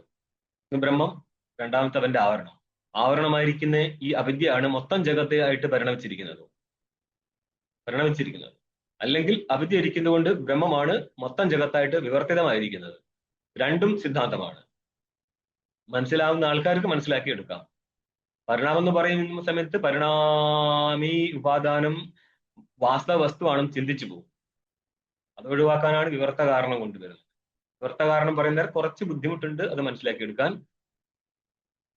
അപ്പോൾ ബ്രഹ്മ നിരാസാർത്ഥം, അനാദി ഉപാദാനത്വം അജ്ഞാനത്തെ ലക്ഷണം എന്ന് പറഞ്ഞാൽ അനാദിയായിരിക്കുന്ന ഉപാദാനം, ജഗത്തിന്റെ ഉപാദാനം ബ്രഹ്മവുമാണ്. ആ ബ്രഹ്മത്തെ ഒഴിവാക്കാൻ വേണ്ടി എന്ന് പറഞ്ഞു? മിഥ്യാത്വം. ബ്രഹ്മ മിഥ്യാസ്വരൂപമല്ല. മിഥ്യ എന്ന് പറഞ്ഞാൽ എന്താ? സദസുഭയ വിലക്ഷണമാണ്. ബ്രഹ്മം എന്താ? സദസുഭയ വിലക്ഷണമല്ലേ? പിന്നെന്താ? ബ്രഹ്മ സത്താണ്. സത്ത് എന്ന് പറയുന്ന അർത്ഥം സത്ത് എന്ന് വെച്ചാൽ എപ്പോഴും ഉള്ളത് അല്ലേ സ്വാമി? ത്രികാലാബാധ്യത്വം സത്വം. ഇവിടെ ടെർമിനോളജി വെച്ചിട്ട് പറഞ്ഞിട്ടേ കാര്യമുള്ളൂ. ത്രികാലാബാധ്യത്വം സത്വം, ഒരു കാലത്തും ബാധിക്കപ്പെടാത്തത്. ബാധ എന്ന് പറയുന്ന അർത്ഥം മിഥ്യാത്വ നിശ്ചയമാണ് ബാധ. ബ്രഹ്മം മിഥ്യാത്വ രൂപത്തിൽ നിശ്ചയിക്കപ്പെട്ടിരിക്കുന്ന വസ്തുവിന്റെ അധിഷ്ഠാനമാണ്. അതും മിഥ്യ എന്ന് പറഞ്ഞു കഴിഞ്ഞാൽ ശൂന്യവാദാപത്തിൽ നേരിടും. മാത്രമല്ല അതും മിഥ്യയായി കഴിഞ്ഞാൽ മിഥ്യാവസ്തു സിദ്ധിക്കാൻ പോലും പറ്റത്തില്ല. കാരണം ഒരു വാസ്തവാധിഷ്ഠാനത്തിൽ മാത്രമേ മറ്റ് മിഥ്യാവസ്തുക്കൾ പ്രകാശിക്കുക പോലും ഉള്ളൂ. മൃദാദി നിരാസാർത്ഥം അനാദീതി, അതായത് അനാദി ഒഴിവായി കഴിഞ്ഞാൽ മിഥ്യാത്വം. ഉപാദാനത്തെ സതി മിഥ്യാത്വം എന്ന് പറഞ്ഞാൽ മൃത്തും ഘടത്തിന്റെ ഉപാദാനമായിക്കൊണ്ട് മിഥ്യാവസ്തുവാണ്. അപ്പം മൃത്തിൽ അതിവ്യാപ്തി ഒഴിവാക്കാൻ വേണ്ടി എന്ത് പറഞ്ഞു? അനാദി. അനാദിയായിരിക്കുന്ന ഉപാദാനവും ആയിക്കൊണ്ട് ഏതാണോ മിഥ്യ. അവിദ്യ ആത്മനോഹോ സംബന്ധ നിരാസാർത്ഥം ഉപാദാനത്തെ സതീതി. നിങ്ങളുടെ 6 അനാദികളില് അവിദ്യ ചിതോർയോഗ. ടീക്കേ. അപ്പോൾ അവിദ്യാചിത് സംബന്ധം എന്താണ്? അനാദിയാണ്. അതേപോലെ അത് മിഥ്യയല്ല എന്ന് വെച്ച് കഴിഞ്ഞാൽ മിഥ്യയാണ്. കാരണം ഈ 6 അനാദികളില് 5 അനാദിയും നഷ്ടപ്പെട്ടു പോകും മിഥ്യ ആയതുകൊണ്ട്. ഒന്ന് മാത്രമേ അനാദിയും അനന്തവുമായിട്ട് നിൽക്കത്തുള്ളൂ, ബ്രഹ്മം മാത്രം. അപ്പൊ അവിദ്യ ആത്മസംബന്ധം ഉണ്ടല്ലോ, ഈ സംബന്ധവും എന്താണ്? അനാദിയാണ്, മിഥ്യയാണ്. നമ്മൾക്ക് മൂലാവിദ്യയുടെ ലക്ഷണമാണ് വേണ്ടത്. അതുകൊണ്ടാണ് മൂലാവിദ്യയുടെ ലക്ഷണം സംബന്ധിയിൽ അതിവ്യാപ്തി നേരിടുന്നത് കൊണ്ട് എന്ത് പറഞ്ഞു? ഉപാദാനത്തെ സതി എന്ന് പറഞ്ഞു. സംബന്ധ ഉപാദാനമായിട്ടിരിക്കത്തില്ല, അവിദ്യയാണ് ഉപാദാനം. സമ്പ്രതി അധ്യാസം ദൃഢയിതും അഭിലപതി. ഇനിയിപ്പോൾ സമ്പ്രതി ഇപ്പോൾ അധ്യാസത്തെ ദൃഢം ചെയ്യാൻ വേണ്ടിയിട്ട് സംസാരിക്കുകയാണ്. ഭാഷ്യം കാണു 10ാമത്തെ പങ്ക്തിയില്, 10ാമത്തെ പേജില്. ആഹാ പറയുന്നു എന്നൊരു ചോദിക്കുന്നു എന്നാണ്. എന്ത്? കോയം അധ്യാസോ നാമേതി. എന്താണ് അധ്യാസം എന്ന് പറഞ്ഞാൽ? ഇത് പൂർവപക്ഷിയുടെ ചോദ്യമാണ്.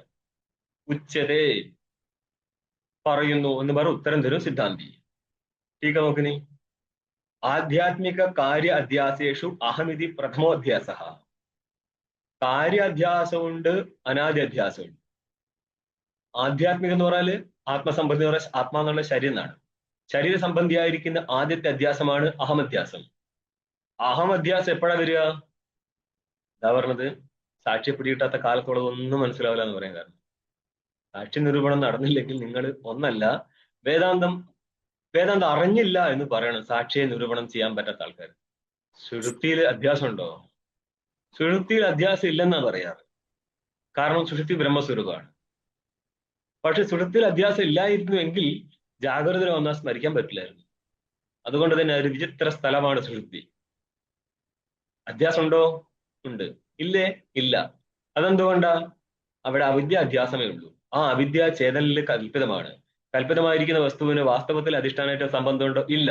അതുകൊണ്ട് ചൈതന്യം മാത്രമേ ഉള്ളൂ. ഇതാണ് നിങ്ങളോട് നേരത്തെ പറഞ്ഞത്, അവന് സംബന്ധം ഇല്ല എന്ന് പറഞ്ഞില്ലേ?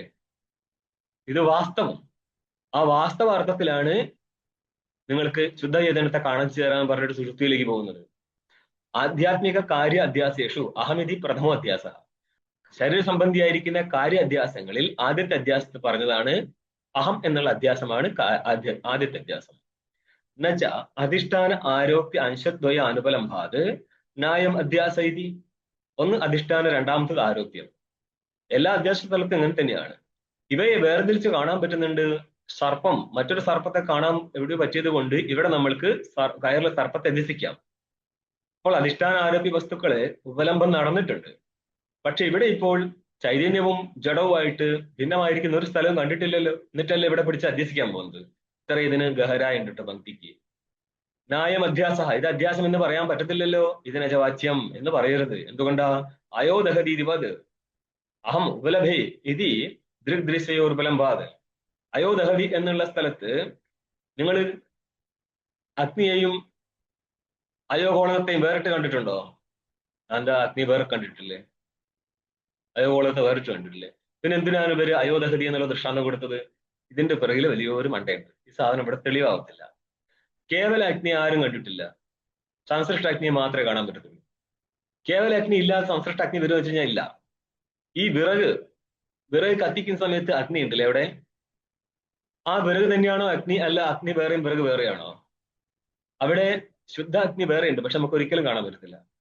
അതായത് ഒരു ജലത്തിലേക്ക് നമ്മൾ പഞ്ചസാര ഇട്ട് കഴിഞ്ഞാല് വെള്ളം മധുരമുള്ളതായിട്ട് മാറും. ആ ജലം മധുരമായതാണോ അല്ല ആ ജലത്തിന്റെ ഇടയിലുള്ള കണങ്ങളിലേക്ക് മധുരം എന്നുള്ള പദാർത്ഥം കയറിയിരുന്നതാണ്. രണ്ടല്ലേ ആണ്. പക്ഷെ നമ്മൾക്ക് പ്രതീതമാവുന്നത് എന്താ? ഒന്നായിട്ടാണ്. ഇവിടെ നമ്മൾക്ക് വേറെ പഞ്ചസാര നമുക്ക് വേറെ തന്നെ കഴിക്കാൻ പറ്റും, പക്ഷേ ഒറിജിനൽ ശുദ്ധ വന്നി നിങ്ങൾക്ക് ഒരിക്കലും കാണാൻ പറ്റത്തില്ല. നിങ്ങൾ എവിടെ കാണുന്നുവോ അവിടെ വിശിഷ്ട അഗ്നിയെ മാത്രമേ കാണാൻ പറ്റത്തുള്ളൂ. എന്നാൽ അയോഗോളകം തന്നെ അഗ്നിയാണെന്ന് വെച്ച് കഴിഞ്ഞാൽ അല്ലതാണ്. അയോഗോളകത്തിന്റെ മോളിക്യൂൾസിനുള്ളിലേക്ക് കയറിയിരിക്കുന്ന അഗ്നി കണങ്ങൾ മാറിപ്പോയി കഴിഞ്ഞാൽ പിന്നെയും തണുത്ത ഇരുമ്പുണ്ടാകാൻ നിങ്ങൾക്ക് കാണാൻ പറ്റും. നമ്മൾ കാണുന്ന സമയത്ത് ഒന്നിച്ചായിരിക്കത്തുള്ളൂ. രണ്ടായിട്ട് ഇരിക്കാറുണ്ട്, പക്ഷെ അപ്പോൾ പോലും ശുദ്ധ അഗ്നിയെ കാണാൻ പറ്റാറില്ല. അധ്യസിച്ച അഗ്നി മാത്രമേ കാണാൻ പറ്റത്തുള്ളൂ. ഇതാണ് ഇവിടുത്തെ വിഷയം. എന്ത്? ശരീരത്തിലുള്ള താതാത്മ്യ അധ്യാസം എപ്പോഴും അങ്ങനെ നടന്നുകൊണ്ടിരിക്കും. ശരീരം വേറിട്ടിട്ടും ആത്മ വേറിട്ടും നമുക്ക് കാണാൻ പറ്റത്തില്ല. അറിയാൻ പറ്റുന്ന ഒരു അവസ്ഥയുണ്ട്, അത് ബ്രഹ്മാകാര വൃത്തി സ്ഥലമാണ്. അവിടെ അധ്യാസം ഇല്ലതാണ്. ഉള്ള സ്ഥലത്ത് വേറിട്ട് കാണാനും പറ്റത്തില്ല. ഇത്രയും ഗഹരായി ഉണ്ട് ഈ പങ്ക്തി. ഇതം പദേന ഭോഗ്യ സംഘാത ഉച്ചത്. എവിടെ? ഭാഷ്യത്തെ കാണായിരുന്നു. എവിടെയുള്ളത്? ഇതിന്റെ മുന്നേ അഹമിതം മമേതമിതി ലോകവ്യവഹാര എന്നുള്ള സ്ഥലാട്ടോ. അച്ഛാ, ഈ പങ്ക്തി കോയം അധ്യാസം നാമ വന്നിട്ടില്ല. അഹമിതം മമേതം എന്നുള്ള പങ്ക്തിയാണ് വന്നത്. ठीक. അതുകൊണ്ട് ഇത് 9ാമത്തെ പേജിലുള്ള പങ്ക്തിയെ അന്വേഷിച്ചിട്ടുള്ളൂ. ഇപ്പം പ്രസംഗം അവതരിപ്പിച്ച വന്നിട്ടില്ല, ഭാഷ്യം വന്നിട്ടില്ല. ഭാഷ്യം കണ്ടോ? അഹം ഇതം മമേതമിതി നൈസർഗികോയം ലോകവ്യവഹാര. അഹമെന്നും ഞാനെന്നും എന്റേതെന്നും എന്നുള്ള ലോകവ്യവഹാരം നടക്കുന്നുണ്ട്. ഇതാണ് അധ്യാസത്തെ ദൃഢം ചെയ്ത് കൊടുത്തിട്ടുണ്ട്. ലക്ഷണം വന്നിട്ടില്ല. ദൃഢം ചെയ്യാന്ന് പറഞ്ഞാൽ ഇങ്ങനത്തെ അധ്യാസം നടക്കുന്നുണ്ടെന്ന് കാണിച്ചതാണ്. അപ്പൊ അവിടെ അഹം എന്ന് പറഞ്ഞല്ലോ. അതേപോലെ തന്നെ അഹം ഇതം ന. അപ്പൊ ഇതം ശബ്ദത്താൽ ആരാ പറയപ്പെട്ടതാണ്? ടീക്കാകാരൻ പറയുന്നത് ഭോഗ്യ സംഘാതം ഉച്ചതേ. സംഘാതം ഉദ്ദേശിച്ചത് ശരീര ഇന്ദ്രിയ വിശിഷ്ടമായിരിക്കുന്ന വസ്തുവാണ് ഈ സംഘാതം. ഇതും ഒരു ഭോഗ്യം തന്നെയാണ്. ठीक. ഭോക്താവായിരിക്കുന്ന ചേതനന്റെ ഭോഗ്യ വസ്തുവാണ് ഇത് എന്നർത്ഥം. അതേപോലെ തന്നെ ഇതം എന്നുള്ളത് കൊണ്ട് ഏത് കൊടുക്കാം? മമ ഇതം എന്നുള്ള സ്ഥലത്ത് അഹമിതം എന്ന് പറയുമ്പോൾ ശരീരത്തെ എടുത്തത്. മമ ഇതം എന്ന് പറയുന്ന സമയത്ത് അവിടെ ശരീരം എടുക്കാം, മറ്റു വസ്തുക്കൾ എടുക്കാം. ഇതെല്ലാം തന്നെ ഭോഗ്യ പദാർത്ഥങ്ങളാണ്. അത്ര അഹം ഇത്യനേന മനുഷ്യോഹമിതി താതാത്മ്യ അധ്യാസോ ദർശിത.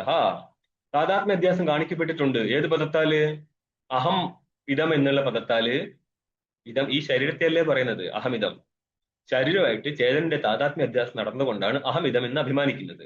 ഇതേപോലെ തന്നെ മനുഷ്യത്വ വിശിഷ്ടമാണ് ശരീരം എന്നുള്ളത് കൊണ്ട് അഹമിതം എന്നുള്ളത് പോലെ തന്നെ മനുഷ്യോഹം എന്നുള്ള ബുദ്ധിയും താതാത്മ്യ അധ്യാസമായിട്ട് മാനിച്ചുകൊള്ളുക. മമയിതം ശരീരമിതി സംസർഗാധ്യാസ. എന്റെ ശരീരമാകുന്നു ഇത് എന്നുള്ള സ്ഥലത്ത് എന്റെ എന്നുള്ളത് ഷഷ്ടി കാണുന്നതുകൊണ്ട് സംബന്ധമായതിനാൽ സംബന്ധ സംസർഗമായതുകൊണ്ട് സംസർഗാധ്യാസമായിട്ട് മാനിക്കുക. ഇവിടെ പൂർവപക്ഷി ചോദ്യം ഉന്നയിക്കുകയാണ്. നനു ദേഹാത്മനോഹോ താതാത്മ്യമേവ സംസർഗ ഇത് തയോർക്കോ ഭേദ ഇതി. അല്ല, ദേഹവും ആത്മാവുമായിട്ട് താതാത്മ്യം തന്നെയല്ലേ സംസർഗം? സംസർഗം വേറെയും താതാത്മ്യം വേറെ ഇല്ലല്ലോ. പിന്നെ എന്തിനാണ് നിങ്ങൾ താതാത്മ്യം വേറെയും സംസർഗം വേറെയായിട്ട് കാണിച്ചത്? തയോർക്കോ ഭേദ. ഇവയെ തമ്മിലുള്ള പരസ്പര ഭേദം എന്താണ്? അപ്പൊ സിദ്ധാന്തി പറയണം സത്യം പറഞ്ഞതൊക്കെ ശരിയാണ്. സത്ത ഐക്യസതി മിഥോ ഭേദ താതാത്മ്യം. ഐക്യസതി ഭേദോ താതാത്മ്യം, ഇത്രേ ആവശ്യമുള്ളൂ. ഐക്യം ഇരുന്നുകൊണ്ട് ഭേദം ഇരിക്കുമ്പോഴാണ് നമ്മൾ താതാത്മ്യം എന്ന് പറയുന്നത്. ഇത് ശരിക്ക് പൂർവ്വമീമാംസകന്റെയും സാംഖ്യയോഗ സിദ്ധാന്തത്തിലും വരുന്ന താതാത്മ്യമാണ്. നമ്മൾ ചിലപ്പോൾ ആ താതാത്മ്യത്തെ എടുത്ത് ഇങ്ങോട്ട് കൊണ്ടുവരാറുണ്ട്. എന്തിന്? ആവശ്യം വരുന്നേരം. ഇവിടെയുള്ള താതാത്മ്യം പറയുന്നേരം ഭേദസഹിഷ്ണു അഭേദം പറയണം. ക്വചിത് ഭേദവും ക്വചിത് അഭേദവും ഉണ്ടെങ്കിൽ മാത്രമാണ് താതാത്മ്യം സിദ്ധിക്കുന്നത്. രണ്ടുവിധ താതാത്മ്യമുണ്ട്. ഒരു വസ്തുവിന്റെ തന്നെ സംബന്ധമാണ് താതാത്മ്യം. അത് നൈയായികനും വേദാന്തി മാനിക്കാറുണ്ട്. ഘടത്തിന്റെ സംബന്ധമാണ് താതാത്മ്യം. ഇത് പൂർവ്വമീമാംസകന്റെ താതാത്മ്യമാണ്. ഭേദം ഇരിക്കും അഭേദം ഇരിക്കുമെങ്കിൽ ഭേദസഹിഷ്ണു അഭേദം താതാത്മ്യം. അപ്പോഴാണ് പറഞ്ഞത് എന്ത്? ഐക്യസതി മിഥോ മിഥോ എന്ന് പറഞ്ഞാൽ പരസ്പരം. ഐക്യം ഉണ്ടായിട്ടും ചില ഭേദം, പരസ്പര ഭേദം ഉണ്ടാകുമ്പോഴാണ് നമ്മൾ അതിനെ താദാത്മ്യം എന്ന് പറയുന്നത്. അതെങ്ങനെ എവിടെയുള്ളത്? അത്ര മനുഷ്യോഹം ഇത്യ ഐക്യാംശഭാനം മമ ഇതമിതി ഭേദാംശരൂപ സംസർഗഭാനമിതി ഭേദ. ഒരേ സ്ഥലത്ത് തന്നെ രണ്ടാക്കി എടുത്ത് കാണിക്കുകയാണ്. മനുഷ്യോഹം എന്നുള്ളത് ഐക്യാംശമാണ്, ഞാൻ മനുഷ്യനാകുന്നു എന്നുള്ള സ്ഥലത്ത് ഞാൻ തന്നെയാണ് മനുഷ്യൻ. വാസ്തവത്തില് മനുഷ്യത്വം ശരീരത്തിൽ അധ്യസ്ഥമായിക്കൊണ്ട് അഹം മനുഷ്യ എന്ന താദാത്മ്യ അധ്യാസം നടന്നുകൊണ്ട് ചേതനിലേക്ക്. മമ ഇതിമിതി ഭേദാംശരൂപ, മമ എന്ന് പറയുന്ന ഒരു സംസർഗമുണ്ട് അവിടെ. എന്റേന്നൊരു സംബന്ധം കാണിക്കാനാണ്. അതുകൊണ്ട് എന്റെ ശരീരം, ഞാൻ എന്ന് ശരീരത്തിൽ അഭിമാനിക്കാം, എന്റെ എന്നും ശരീരത്തിൽ അഭിമാനിക്കാം. എന്റെ എന്ന് ശരീരത്തിൽ അഭിമാനിക്കുമ്പോൾ അത് സംസർഗ അധ്യാസവും, ഞാൻ എന്ന് അഭിമാനിക്കുമ്പോഴും മനുഷ്യോഹം എന്ന് അഭിമാനിക്കുമ്പോഴും എല്ലാം തന്നെ അത് താദാത്മ്യ അധ്യാസമായിട്ട് മാനിച്ചോളൂ. ഇപ്രകാരം ഒരേ സ്ഥലത്ത് തന്നെ രണ്ട് ഭേദം കാണിച്ചിരിക്കുകയാണ്, രണ്ടായിട്ട് കാണിച്ചിരിക്കുകയാണ്. ഏവം സാമഗ്രി സത്വാത് അനുഭവ സത്വാത് അധ്യാസോ അസ്തി. നമ്മൾക്ക് മുമ്പ് 3 എണ്ണമാണ് ചോദിച്ചത്. അനുഭവപ്പെടാത്തത് കൊണ്ടാണോ? നാസ്തി എന്ന് പറഞ്ഞല്ലോ. അവിടെ ചോദിച്ചിട്ടുണ്ടായിരുന്നു 3 എണ്ണം. അനുഭവിക്കാത്തത് കൊണ്ടാണോ? കാരണമില്ലാത്തത് കൊണ്ടാണോ? ठीक ഓർമ്മയുണ്ടോ? അയുക്തമായത് കൊണ്ടാണോ? അപ്പൊ ഒന്ന് മാനിക്കുന്നുണ്ട്, ശരിയാണ്, അയുക്തത പറയണം, പക്ഷെ കാരണമില്ലെന്നോ അനുഭവം ഇല്ലെന്നോ പറയരുത്. അതാണ് ഇവിടെ എടുത്ത് കാണിച്ചത്. കാരണമുള്ള ഏവം ഇപ്രകാരം സാമഗ്രി സത്വാദ്, ഏതിന്റെ സാമഗ്രി? അധ്യാസത്തിന്റെ സാമഗ്രി ഇരിക്കുന്നതിനാൽ. അനുഭവ സത്വാദ്, സ്വന്തം പ്രമാണം തന്നെയാണ്, അനുഭവം തന്നെയാണ് ഇവിടെ പ്രമാണം എന്നുള്ളതിനാലും അധ്യാസു അസ്തി, അധ്യാസം ഉണ്ട്. ഇത്യത എന്നുള്ളതിനാൽ ബ്രഹ്മാത്മൈക്യേ വിരോധാഭാവേന, ബ്രഹ്മാത്മൈക്യത്തിന് വിരോധമില്ല. അതെന്തുകൊണ്ടാ? ബ്രഹ്മാത്മഭേദം എന്നുള്ളത് അധ്യസ്ഥമാണെങ്കിൽ ബ്രഹ്മാത്മൈക്യം സംഭവിക്കും. മനസ്സിലായോ? വിരോധാഭാവേന വിഷയപ്രയോജനവും സത്വാദ്, ഗ്രന്ഥത്തിന്റെ വിഷയവും ഗ്രന്ഥത്തിന്റെ പ്രയോജനവും സംഭവിക്കും. ഗ്രന്ഥത്തിന്റെ വിഷയമാണ് ഐക്യം, പ്രയോജനമാണ് മോക്ഷം. ഇത് രണ്ടും സംഭവിക്കും. കാരണം ഭേദം മിഥ്യായതിനാൽ. മിഥ്യ എന്ന് പറഞ്ഞാൽ അധ്യാസമായതുകൊണ്ട് ഐക്യം വാസ്തവമാണെന്നർത്ഥം. ശാസ്ത്രം ആരംഭണീയമിതി സിദ്ധാന്ത ഭാഷ്യ താത്പര്യം. ഭാഷ്യം ആരംഭിക്കണം. എന്തുകൊണ്ടാ? അതിന് വിഷയമുണ്ട്, പ്രയോജനമുണ്ട്. വിഷയവും പ്രയോജനം ഉണ്ടെങ്കിൽ പിന്നെ അധികാരി സംബന്ധ സിദ്ധമാവും. ഇപ്രകാരം അധികാരി വിഷയ സംബന്ധ പ്രയോജനമായിരിക്കുന്ന അനുബന്ധ ചതുഷ്ടയം ഉണ്ടെങ്കിൽ ശാസ്ത്രം ആരംഭിക്കാം. ഏതൊരു ശാസ്ത്രത്തിനാണോ 4 എണ്ണം ഉള്ളത് ആ ശാസ്ത്രം ആരംഭിക്കാം എന്നുള്ളതാണ് സിദ്ധാന്ത ഭാഷ്യത്തിന്റെ രഹസ്യം എന്നർത്ഥം. ഏവഞ്ച സൂത്രേണ അർത്ഥാത് സൂചിതേ വിഷയപ്രയോജനേ പ്രതിപാദ്യ. ഇപ്രകാരം സൂത്രത്താൽ നേരിട്ടല്ലെങ്കിലും ശബ്ദത്താൽ അല്ലെങ്കിലും ആർത്തികമായിട്ട് സൂചിപ്പിച്ചിട്ടുണ്ട് വിഷയവും പ്രയോജനവും ഉണ്ട് എന്നുള്ളത്. അതെങ്ങനെയാ? ഈ സൂത്രത്താല് എന്താ പറയുന്നത്? അധികാരി വിഷയ സംബന്ധ പ്രയോജനല്ലേ? അതെങ്ങനെയാവുന്നത്? ജഗത് അധ്യസ്ഥമായതുകൊണ്ട് അവിടെ ഐക്യം സംഭവിക്കും. ഇപ്രകാരം സൂത്രത്താൽ സൂചിപ്പിച്ചിരിക്കുകയാണ് വിഷയവും പ്രയോജനവും. ഇപ്രകാരം പ്രതിപാദിച്ചിട്ട് തദ്ഹേതും അധ്യാസം, ആ വിഷയപ്രയോജനത്തിന്റെ ഹേതുവാണ് അധ്യാസം. ഈ അധ്യാസത്തിന്റെ ലക്ഷണം ലക്ഷണ സംഭാവന പ്രമാണൈഹി അധ്യാസം സാധയിതും ലക്ഷണം പൃച്ഛതി. അതായത് അധ്യാസത്തിന്റെ ലക്ഷണം, അധ്യാസത്തിന്റെ സംഭാവന, അധ്യാസത്തിന്റെ പ്രമാണം, ഇവ വഴി ലക്ഷണത്തെ സാധിപ്പിക്കാനായിട്ട് ആദ്യം ലക്ഷണത്തെ ചോദിക്കുകയാണ്. ഭാഷ്യകാണ്, പൂർവക്ഷി ചോദ്യമാണ്. ആഹാ പറയുന്നു, കോ അയം അധ്യാസോ നാമേതി, എന്താണ് ഈ അധ്യാസം എന്നുള്ളത്? 10ാമത്തെ പേജിലെ ഭാഷ്യം. എന്താണ് നിങ്ങൾ ഈ അധ്യാസം എന്ന് പറയുന്ന സാധനം കൊണ്ട് ഉദ്ദേശിച്ചത്? അപ്പോ അധ്യാസത്തിന്റെ ലക്ഷണം വേണം, പ്രമാണം വേണം, സംഭാവന വേണം, 3 എണ്ണം വേണം. ഇതിന്റെ ഭാഷ്യം നോക്കിയോ. കിം ലക്ഷണക്കോ അധ്യാസഃ ഇത്യാഹ. കിം ലക്ഷണം അസ്യ അധ്യാസസ്യ സ അധ്യാസഃ കിം ലക്ഷണഃ ലക്ഷണകഃ എന്ന് പറയാം. ഏത് ലക്ഷണത്തോട് കൂടിയതാണ് ഈ അധ്യാസം എന്നുള്ളതാണ് പോയം അധ്യാസവും. കഹ അധ്യാസ കഹ, കഹയുടെ അർത്ഥം എന്താ? കിം ലക്ഷണകഃ എന്നർത്ഥം. അധ്യാസം എന്താകുന്നു, എന്ത് ലക്ഷണത്തോട് കൂടിയതാകുന്നു ഈ അധ്യാസം എന്നുള്ളത്? പൂർവവാദി ഇത്യർത്ഥ, ആഹയായിട്ട് അന്വയിച്ചോളൂ. ആഹ പൂർവവാദി, പൂർവപക്ഷിയാണ് ഇവിടെ ചോദ്യം ഉന്നയിക്കുന്നത്. അതെന്തുകൊണ്ട് അങ്ങനെ പറയുന്നത്? അസ്യ ശാസ്ത്രസ്യ തത്വനിർണയ പ്രധാനത്വേന വാദകഥാത്വ ദ്യോതനാർത്ഥം ആഹേതി പരോക്തി. വാദം 3 വിധത്തിലാണ് വരുന്നത്. കഥ 3 വിധത്തിലാണ് വരുന്നത്. വാദകഥ, ജൽപകഥ, വിദണ്ഡകഥ. തത്വബുഭുസ് കഥയാണ് വാദകഥ. അതായത് തത്വനിർണയം നടത്താനായിട്ട് ചോദ്യോത്തരം, ഗുരുശിഷ്യ സംവാദ സ്വരൂപമാണ് വാദം. അത് അവിടെ ശണ്ട കൂടുക, ഒരാളെ തോൽപ്പിക്കുകയല്ല, അർത്ഥം നിശ്ചയം നടത്താൻ വേണ്ടിയിട്ടുള്ള ചോദ്യമാണ്. ചോദിക്കുന്നത് എങ്ങനെയായിരിക്കണം? ന്യായത്താലായിരിക്കണം. അന്യായത്താൽ ചോദിച്ചാൽ പറഞ്ഞു കൊടുക്കണ്ട എന്നും വിധിയുണ്ട്. നാപൃഷ്ടം കസ്യചിത് ബ്രൂയാത് എന്നുവെച്ചാൽ അന്യായന പൃച്ഛത ജാനൻ അഭിജ മേധാവി ജഡവത് ലോകമാചരേതുന്ന നിയമമുണ്ട് ഇങ്ങനെയൊക്കെ. അല്ലാതെ എന്തിനും സൂര്യന്റെ കീഴെയുള്ളതും ഭൂമിക്ക് പൊക്കത്തും അടിയിലുള്ളതും ഒക്കെ ഞാൻ ഉത്തരം തരാം, എന്തും ചോദിച്ചോ എന്നൊന്നുമില്ല. ഇപ്പം കളരി പഠിപ്പിക്കുന്ന ആളടുത്ത് പോയിട്ട് ബ്രഹ്മവിദ്യ പഠിപ്പിക്കുന്ന ആൾക്കാരുടെ അടുത്ത് പോയിട്ട് കളരിപ്പയറ്റ പഠിക്കാൻ പറ്റത്തില്ലല്ലോ. അതേപോലെ അറിവിന്റെ വിഷയമാണ് നമുക്ക് ചർച്ച ചെയ്യാൻ പറ്റത്തുള്ളൂ. അപ്പോൾ ഇവിടെ എന്താ പറഞ്ഞത്? നാ അപൃഷ്ടം കസ്യചിത് ബ്രൂയാത്, ചോദിക്കാതെ ഒന്നും തന്നെ പറഞ്ഞു പോകാൻ പാടില്ല, ചോദിച്ചെങ്കിൽ മാത്രം പറഞ്ഞു കൊടുത്താൽ മതി. അപൃഷ്ടം വസ്തു കസ്യചിത്, ആർക്കായിട്ട് എന്നാ ബ്രൂയാത് പറഞ്ഞേക്കരുത്. എന്നുവെച്ചാൽ അന്യായന പൃച്ഛത, ചോദിക്കാമെന്ന് കരുതിയിട്ട് ന്യായപൂർവകമല്ല ചോദിച്ചെങ്കിൽ അപ്പോഴും പറയേണ്ട ആവശ്യമില്ല. ജ്ഞാനൻ അഭിജ മേധാവി, ബുദ്ധിമാൻ വസ്തുവിനെ അറിഞ്ഞിട്ട് പോലും ജഡവത് ലോകമാചരേത്, ലോകത്ത് ജഡം പോലെ ആചരിച്ചാൽ മതി എന്ന് പറഞ്ഞാല് ഒരിക്കലും തന്റെ വിദ്വത്തത ഖ്യാപനം നടത്താൻ പാടില്ലെന്നാണ്. അപ്പോൾ എന്താ പറയുന്നത്? കിം ലക്ഷണോ അസ്യ ശാസ്ത്രസ്യ തത്വനിർണയ പ്രധാനം, ഈ ശാസ്ത്രം തത്വനിർണയമാണ് പ്രധാനമായിട്ട് വെച്ചിരിക്കുന്നത് എന്നുള്ളത് കൊണ്ട് വാദകഥാത്വദ്യോതനാർത്ഥം, വാദകഥയാണ്. ഇത് ദ്യോതിപ്പിക്കാനായിട്ടാണ് പൂർവപക്ഷിയുടെ മുഖത്ത് നിന്ന് ആഹ എന്നുള്ള ചോദ്യം ഉന്നയിക്കപ്പെടുന്നത്. ആഹ എന്ന് പറഞ്ഞ് ചോദ്യം ഉന്നയിക്കുന്നത്. ആഹ ഇത്യാദി ഈ കഥ തന്നെ കുറച്ചുകൂടി പെട്ടെന്നിട്ട് നിർത്താം. കഥം പുനഃ പ്രത്യേകാത്മനി ഇത്യതഃ. ഇനിയിപ്പോൾ നിങ്ങളുടെ ആഹയ്ക്ക് ശേഷം നമ്മൾ എന്തൊക്കെ പറയണം? ലക്ഷണം പറയണം, സംഭാവന പറയണം, പ്രമാണം പറയണം അല്ലെ? ഇത് ഭാഷ്യത്തിൽ എവിടെയൊക്കെയാണ് ലക്ഷണം, പ്രമാണം, സംഭാവന എന്ന് കാണിക്കുകയാണ് ടീക്കയിൽ. ഓം പൂർണ്ണമദഃ പൂർണ്ണമിദം പൂർണ്ണാത് പൂർണ്ണമുദച്യതേ പൂർണ്ണസ്യ പൂർണ്ണമാദായ പൂർണ്ണമേവാവശിഷ്യതേ. ഓം ശാന്തി ശാന്തി ശാന്തി. ശങ്കരം ശങ്കരാചാര്യം കേശവം ബാദരായണം സൂത്രഭാഷ്യകൃതൗ വന്ദേ ഭഗവന്തൗ പുനഃ പുനഃ. ഈശ്വരോ ഗുരുരാത്മേതി മൂർത്തിഭേദവിഭാഗിനേ വ്യോമവദ്വ്യാപ്തദേഹായ ദക്ഷിണാമൂർത്തയേ നമഃ. ഓം ശാന്തി ശാന്തി ശാന്തി. നമോ നാരായണ.